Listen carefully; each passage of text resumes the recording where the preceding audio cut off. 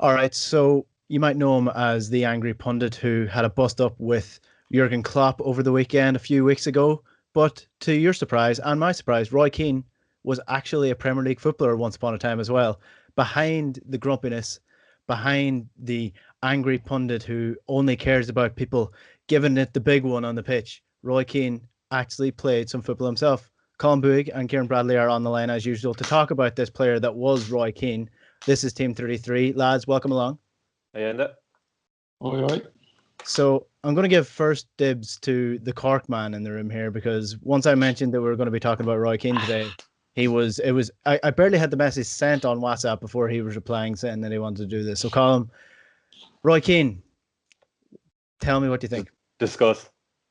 First of all, I played it cool when he sent that WhatsApp message in. I think if you look at the times, it's a few minutes before I reply, but I mean, obviously mentally I was like, yeah, absolutely, 100%, get me in on this. And then the other point to start with about Roy Keane is the point that you just made there, and is that like a generation of people might actually not realise that he was a brilliant footballer and might just be limitlessly entertained by his punditry musings, if you want to call it that. But what a player! I mean, that's what I obviously want to discuss today is the player, because I think we're all done with the punditry side of it. Everyone knows about it, but you really do forget how great he was. And also, I was just looking back at some of his highlights there in preparation for this, and he was just such, I don't know what Ciaran thinks, he was just such a beautifully simple player. There was just no fat in his play. It's like a brilliant writer where there was every word served a purpose. And for Roy, it was like every pass was totally crisp. And Matt Holland actually said that it's a very specific compliment.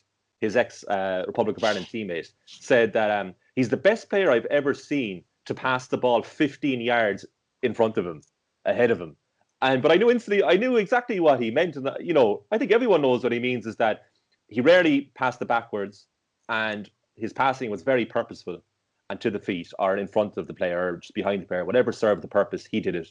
And it all stems back from what Brian Clough said to him at Nottingham Forest, was that you can control the ball and you can pass it and you can run and do all those three things, which is what Roy Keane mentioned in the roadshow with us last year. And he just did that for his entire career. And lo and behold, he's one of the best players to play in the Premier League. And obviously, as a Cork man, you're immensely proud, regardless of his discretions.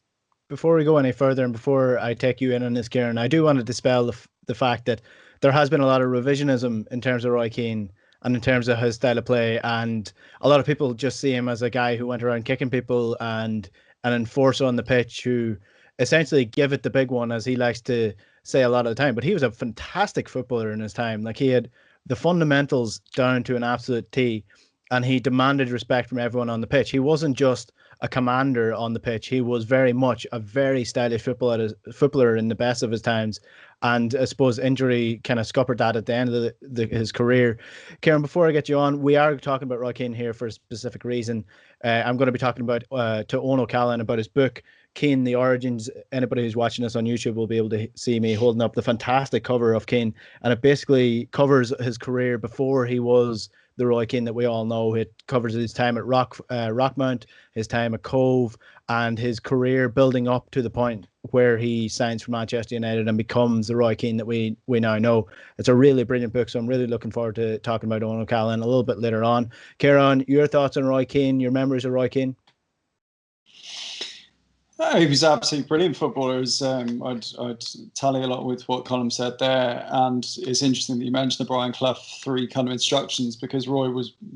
I mean, he was very clear to say during that roadshow that it might sound like they are the basics of football, but a lot of professional footballers can not do all 3. They can do 1 or 2, but all 3 is actually a fairly easy thing. And it's interesting because it reminded me of something that Teddy Sheringham said last week. I'm just clanging these names out all over the place. But he was saying how it was all about, win the ball, pass the ball, look after your mate. That was Clough's philosophy. And Neville said quite soon after that wouldn't work now. But in terms of a general basis for football, it's certainly a good educational point, and tallies with, I suppose, Roy Keane's early career as well.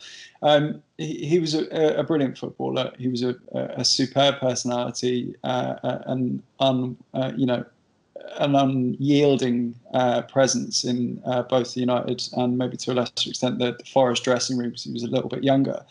But as you say, like his passing was underrated. I think people have almost gone full circle with it now, and it's a little bit revisionist. But he was a really complete midfielder. You don't get to the heights that he did in that time with that team without having a little bit more than being this kind of clogger, this breaker upper of play. So we all know the best of him. We've often seen the worst of him, but he's a phenomenal footballer, which Ireland were lucky to have. Unlike the normal Team 33s, I am going to put a bit of a structure to this conversation. So I'm going to put Roy Keane pre-injury, so young Roy Keane when he signed for Manchester United, Roy Keane post-injury, post-treble, and then Roy Keane the pundit. So, Ciaran, I'll let you go again. Roy Keane pre-1999, pre the United treble, pre his first cruciate ligament injury. Unbelievable pace for a player his size, really strong, really demanding in the air as well, which was such a surprise to everybody.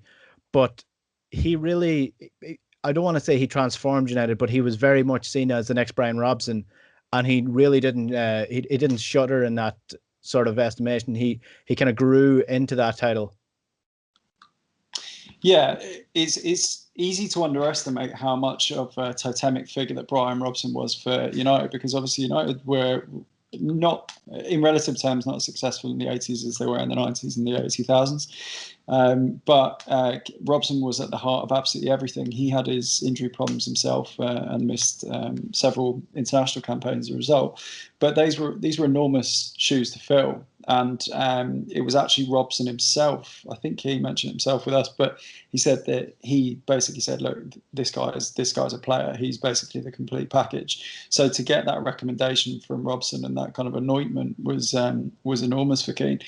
As you say, the early part of his career was it's interesting because you probably see this with a lot of players where they might lose or dull certain aspects of their physical capacity as they go through their career, but they replace it with mental side of things like reading the game or resilience or whatever it might be. But they coalesced perfectly around the time of '99 once he'd recovered from that injury that he suffered at Leeds. But the early Keane was amazing, and when he was twinned up with Paul Ince as well, it was just an enormously strong basis for midfield. And then obviously Paul Scholes comes through and adds that little bit of technical guile and a little bit more pace as well. But Keane was the foundation stone on which United's success was built, for absolute certain. Do you remember him in his Forest days, Colm? No, not at all. But I do look back at them on YouTube, and he was just so active and lively, and he was a box-to-box midfielder. He wasn't a complete midfielder. I actually don't think he was a complete midfielder. I think there were far better footballers than him, but he was the absolute best at what he was good at, and there's no one to touch him in that regard. In the three foundations that we've already discussed, but with Forest, he was just. I suppose he was. It wasn't a headless chicken because he ran with purpose, but he never stood still, and he was up and down. And there's actually a lot of footage on YouTube of Keane skinning players on the wing for Forest, that he would just knock the ball past them and run onto it. And that tallies with Keane's youth career in Cork, where he actually started off as a striker because he was so small, but he was quite skillful for that level, and he was very fast, as we've already discussed. And for Cove Ramblers, he played in the right wing a lot. So he had tremendous pace, and then when he went to Manchester United, I think he said he was a bit intimidated almost at the step up in standard. And I think it was Brian Robson who said to him that, Ciaran's already discussed that relationship, but I think what the other thing as well he was emphasizing to Keane was that you need to do more if you're going to be a success long term at United. And I think Keane took that on board, and he probably tailored his running style a bit to get on the ball more and dictate play more. And I think he took all that advice onto him, and he absolutely maximised the talent that he had. But he's very enjoyable to watch on YouTube from his Nottingham Forest days, and you can see why Blackburn Rovers and United had such a fight for his services in the summer of 1993. Well, that's certainly something that comes out in the book, is that even though he wasn't exactly a demanding figure in the midfield or in the dressing room. What Clough really loved about him was that he did exactly what he asked him to do, and he was very much just up and down the pitch, energy, getting on the ball, winning duels, all that kind of stuff that you wouldn't expect from a 19-year-old playing for Nottingham Forest, coming through the academy, playing his first game in Anfield, then marking Paul Gascoigne. Some of those duels are really well documented in the book by Enda Coll that we'll be speaking about later on. But Keane does go on to captain Man United in probably one of, if not the greatest United team of all time, is definitely in the Premier League era anyway. How big a figure was he in that 99 treble team? Because it's full of, we always hear about the class of 92, Ryan Giggs, Paul Scholes, Nicky Butt, etc., etc., etc. But you don't hear too much about Roy Keane except for the semi-final against Juve. Apart from that, how big a figure was he on the pitch? Well, he was as influential in the 1998-99 season as Eric Cantona was in 1995-96 when Cantona returned from his suspension. And when Keane returned from his year-long layoff, people were concerned that he wasn't going to be the same player, especially because he worked hard and played hard, very much so in the 90s, Keane. And he certainly wasn't an angel off the pitch, and he enjoyed himself.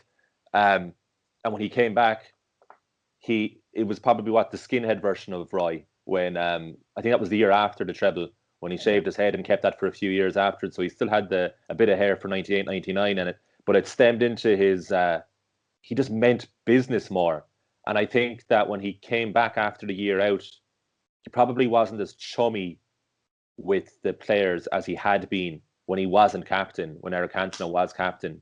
Kind of, not direct parallels, but I know that Noel Gallagher talked about how he separated himself from the rest of the band after they had that fight at Whiskey A Go-Go in when they just started off, and he was never as tight with them afterwards, and just became the absolute out-and-out leader and separated himself a bit from them socially, and that translated into their best success. I'm not saying Keane fell out with anyone at United, but he seemed to separate himself a bit more from his teammates after the injury. And in 98-99, he was the absolute driving force behind the treble-winning side. I know he didn't play in the Champions League final, but he got them there. And I know he barely played in the FA Cup final against Newcastle because he went off injured so early, but he dragged them to the final weeks of that campaign, just like he dragged Ireland to the 2002 World Cup without playing.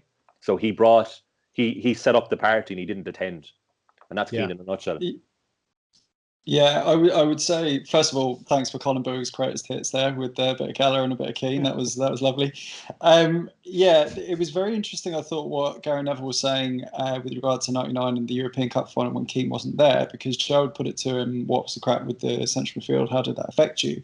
And he made the point, and it was interesting the way he was saying it, because you could almost visualise it from Gary Neville's perspective.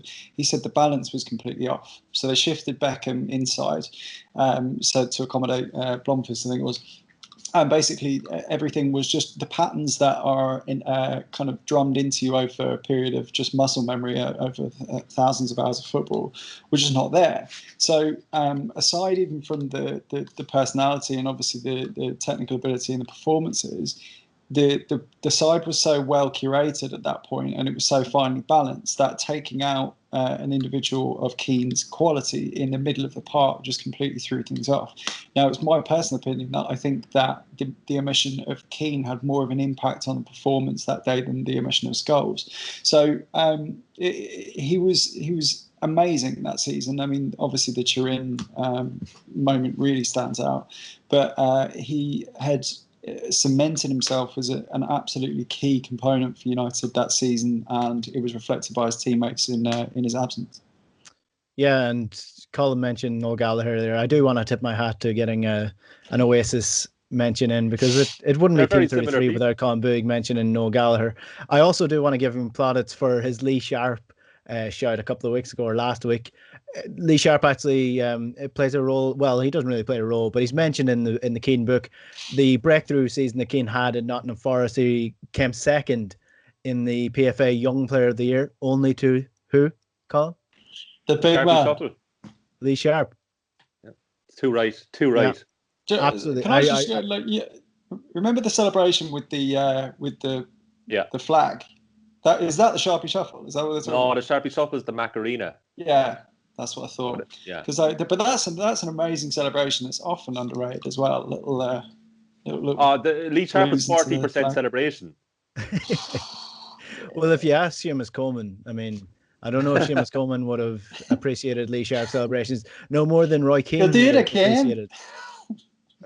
Yeah. Do it again, go on, do it again. That's one of the. It's the best part of the season so far. Like whatever about there being a crazy amount of goals every couple of weeks is just like what's Seamus Coleman gone and done now? How is he acting like a bit of a hard man or a classic Donegal man, as I like to say? But Roy Keane and his relationship with Alex Ferguson, discuss. I think that's like Pandora's box or something.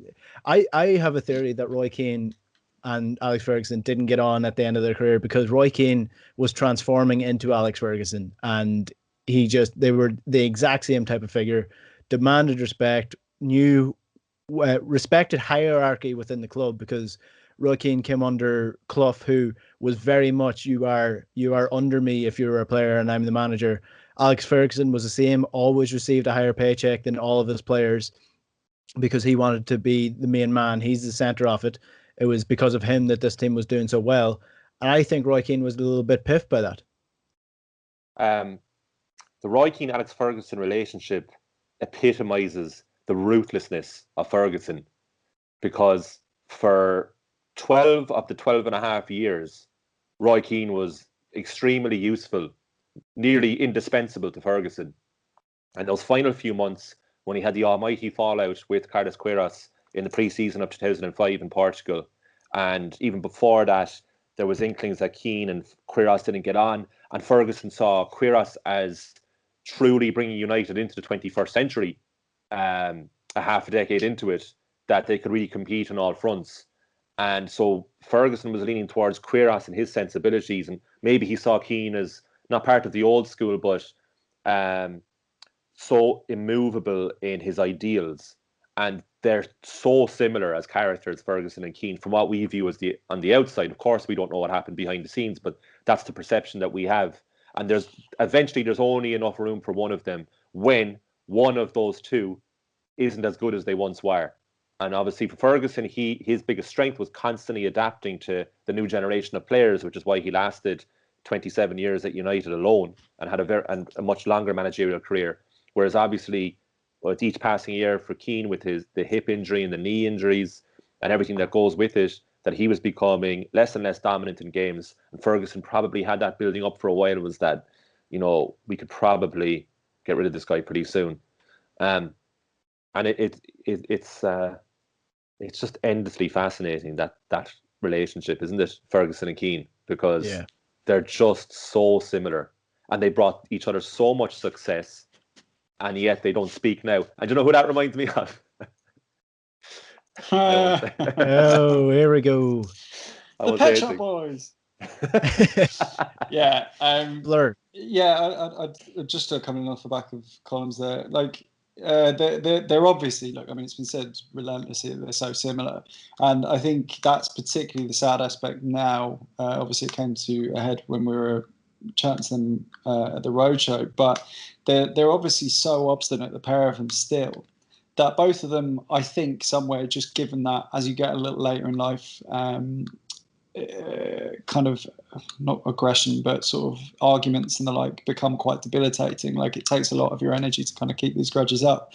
Lord knows they try, but I think deep down a couple of them would like to probably have some kind of working relationship, because I just don't think it's actually that healthy. However, Colm's right insofar as I think it's easy to forget that Keane was 34 when it came up to November 2005. So there's been talk for probably a year or two before that as to United are going to have to look to replace him in some sense, or at least blood someone in for the last couple of years of his career so that they can take the mantle on. Now, it wasn't until, and even when Michael Carrick signed in summer 2006, there wasn't a sense that United had replaced him, and there was almost a sense that they couldn't, because he was such an enormous presence, not only personally but on the pitch as well. So I think it's their relationship is fascinating, but I think that Ferguson, as Colm has said, just recognised the writing on the wall, and if not like planned it, which I don't think he did, then I certainly think he took advantage of. He kind of laid the rope there for Keane to do the business with. Who'd win in a fight, Roy Keane or Carlos Queiroz? Okay. Seconded. Yeah, I think so too. I think it's a fairly obvious one. 6-year difference. Oh yeah.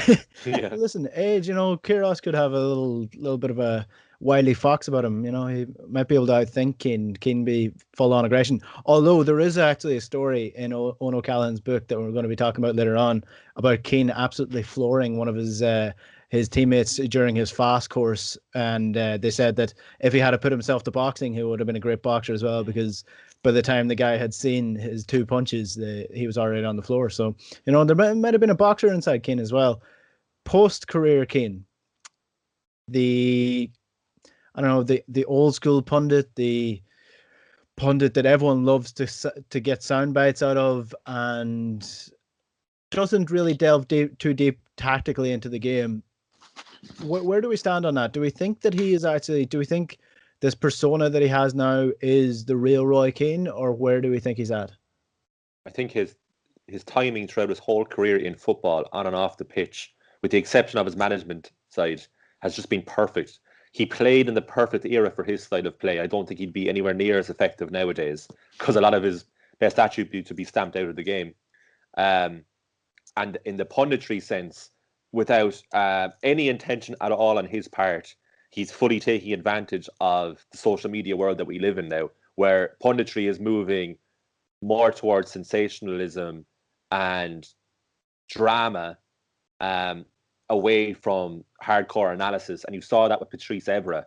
Evra's now just as entertaining as Keane in a different way, and possibly more so, and he's only just starting his Sky Sports contract, as he alluded to when Manchester United were hammered by Tottenham Hotspur recently.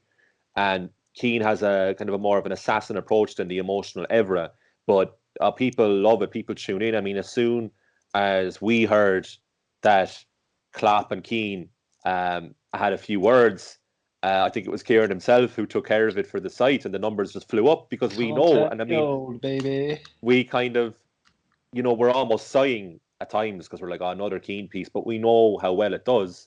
And whereas you're not going to get any particularly great insight tactically from Keane, it's box office stuff. And I do wonder that, do people even want the tactics from Keane? I would like it. I would like to hear what he actually has to say, but I don't know how much he does have to say about football beyond the emotional, character-driven side of it, and how men should be men, and how you should get stuck in as much as you can. And he doesn't really care much for the modern player. He appreciates their talent, but doesn't like their off the pitch stuff. But I mean, by all accounts, Keane, when he was in his coaching courses coming to the end of his playing career, he was every bit the modern coach at that time in the mid 2000s, and his fellow coaches were extremely impressed with him. And you'd forget that he actually had a brilliant start to his managerial career with Sunderland.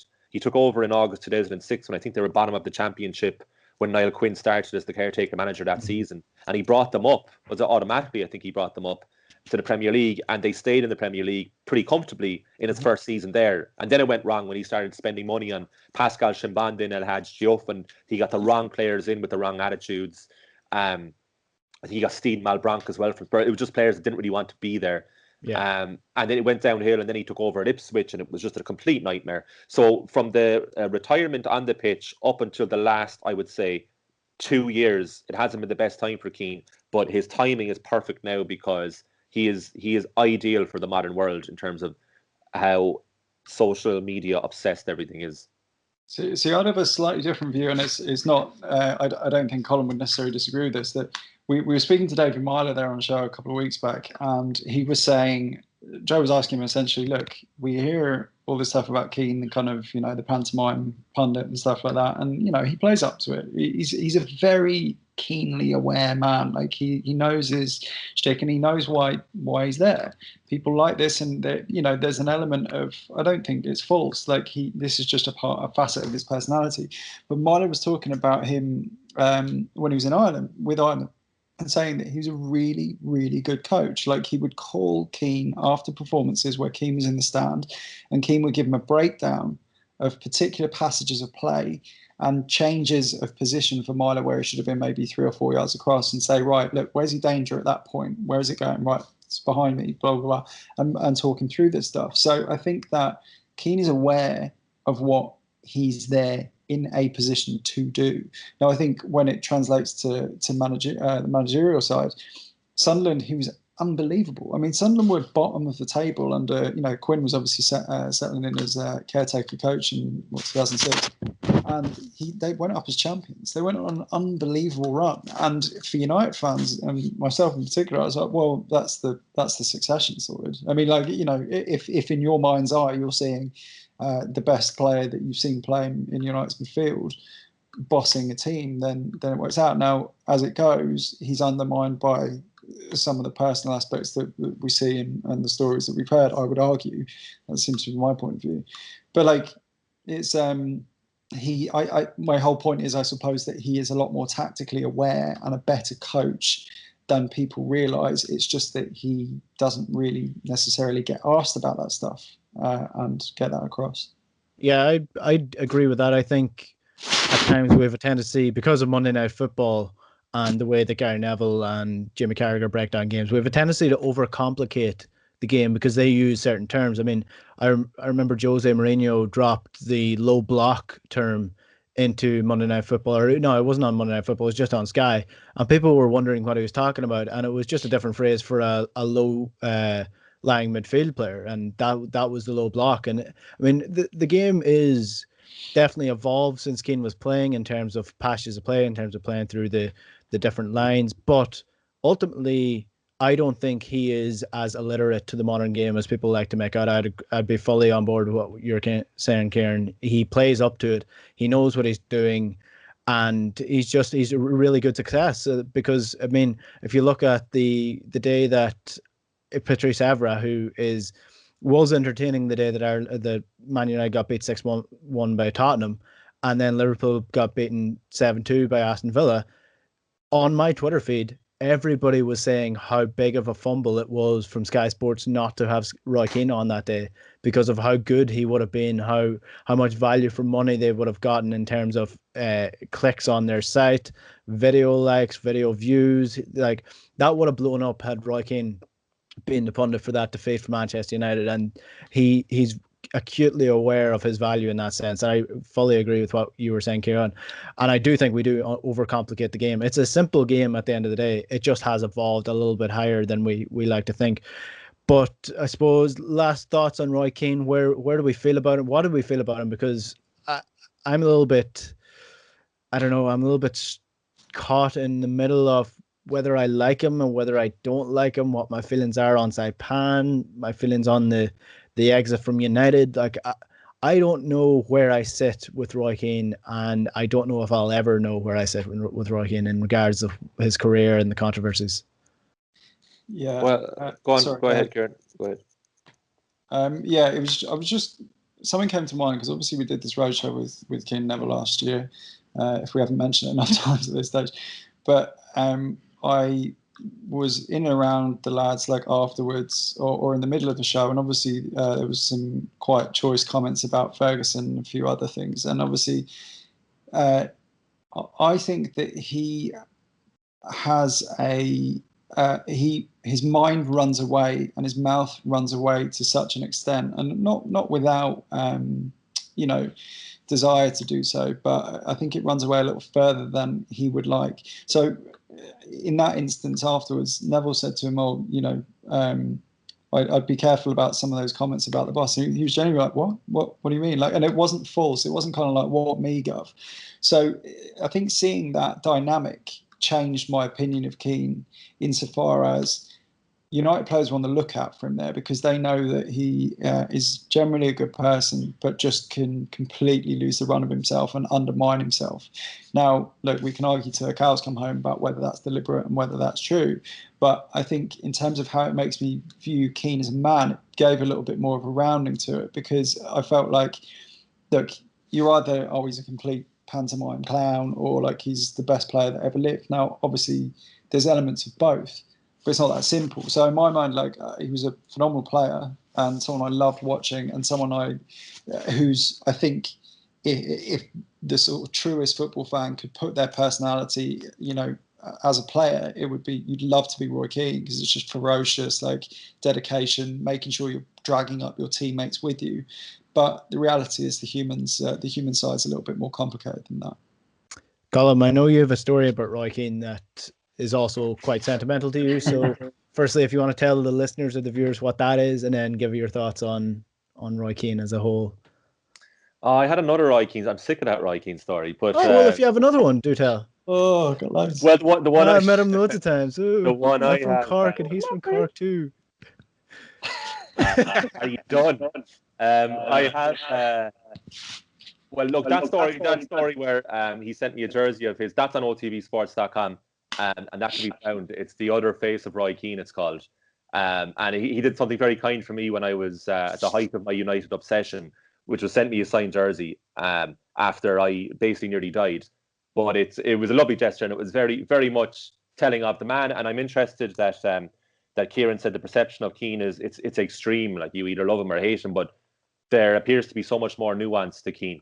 And the story I was thinking of was that he's a big GAA man. He loves his hurling, particularly. And he was getting the train from Cork to Dublin for it must have been the 2013 All-Ireland hurling final, because it involved Clare. So it must have been that match with 3 of his buddies.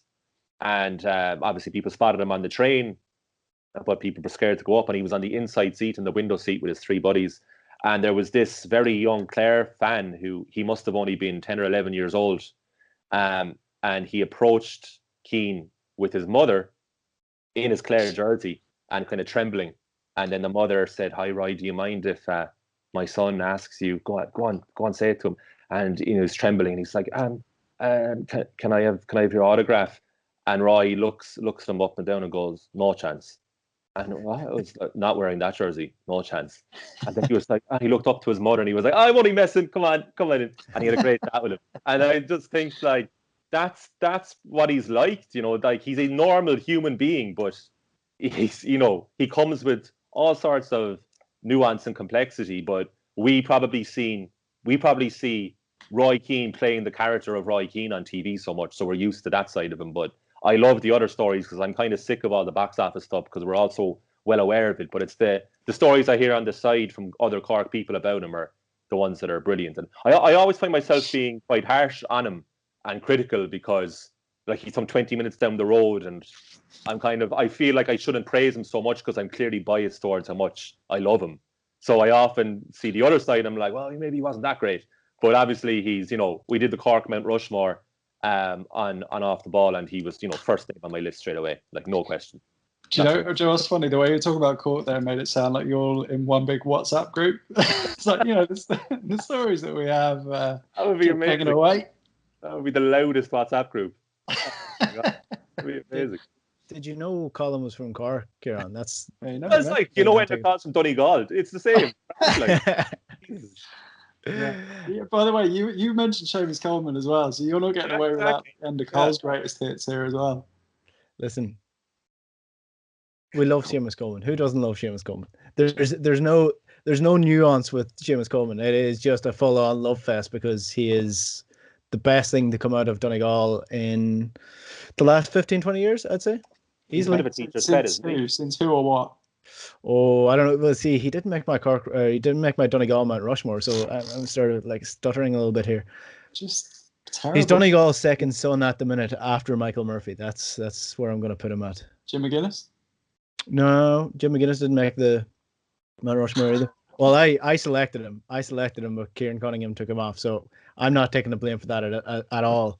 But also, Colm, there's no place for nuance on Team 33. It's either he's great, he's amazing, best player ever, or he's terrible. That's 4 options you get when you're talking about someone. So we're gonna just nip that in the bud for the next one, all right? No more nuance. Splinters in the arse with old Boohig, innit? Just always on the fence, never off. He's thinking. Yeah, for the listener. Yeah. I'm just thinking, yeah. He's thinking of a response. I'm just thinking. I don't have time for you to think of your response because I do have to get into work because I'm talking to Owen O'Callaghan after the break about his new book, Roy Keane, The Origins, and there will be plenty more stories. Some of them we have touched on here, some of them we haven't. So coming up after the break, Owen O'Callaghan on Roy Keane, The Origins.